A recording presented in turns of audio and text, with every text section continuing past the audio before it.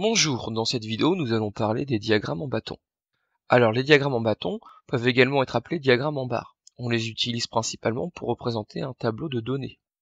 Voyons ceci par un exemple. Prenons ce tableau où l'on voit à gauche les notes d'un contrôle commun. Ces notes que l'on regroupe en 5 catégories, moins de 8, entre 8 et 10, entre 10 et 12, etc. Eh bien ces notes représentent les caractères, c'est-à-dire les différentes valeurs obtenues. Tandis qu'à droite, on retrouve la colonne des effectifs, c'est-à-dire la colonne où est indiqué le nombre de fois où apparaissent les caractères. Maintenant, regardons comment construire un diagramme en bâton à partir de ce tableau. On va opérer en 4 étapes.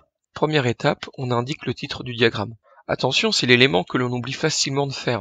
Alors on le fait en premier. Généralement, le titre se trouve avec les éléments de l'énoncé ou dans le titre des colonnes du tableau. Ici, je choisis comme titre les notes des élèves obtenues lors d'un contrôle commun. Deuxième étape, on place les valeurs sur l'axe horizontal. On appelle aussi cet axe l'axe des abscisses. On peut remarquer que cet axe n'est pas gradué, mais que les valeurs sont bien classées dans l'ordre croissant. Troisième étape, on place les effectifs sur l'axe vertical. On appelle aussi cet axe l'axe des ordonnées. On remarque que cet axe est gradué. Ici, les graduations vont de 2 en 2. Quatrième et dernière étape, on construit les bâtons. Mais pour cela, on va regarder un peu plus en détail.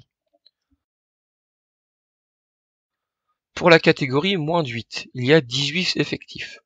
L'axe est gradué de 2 en 2, donc je repère le 18 dans mes effectifs.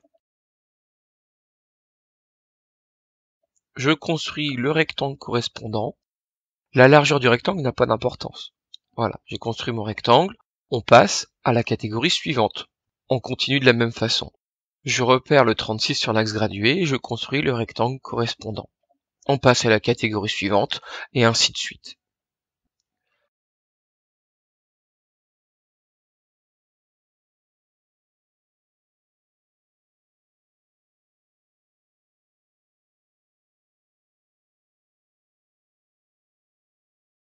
Comme je le disais précédemment, la largeur des rectangles n'a pas d'importance. Mais par contre, la hauteur, elle, est primordiale. En effet, la hauteur de chaque rectangle est proportionnelle à l'effectif. Donc il faudra bien s'appliquer à faire correspondre la hauteur et l'effectif. Voilà, c'est fini. Tu peux regarder une nouvelle fois cette vidéo si tu n'as pas tout compris. N'oublie pas de faire le QCM. On se retrouve en classe. Au revoir.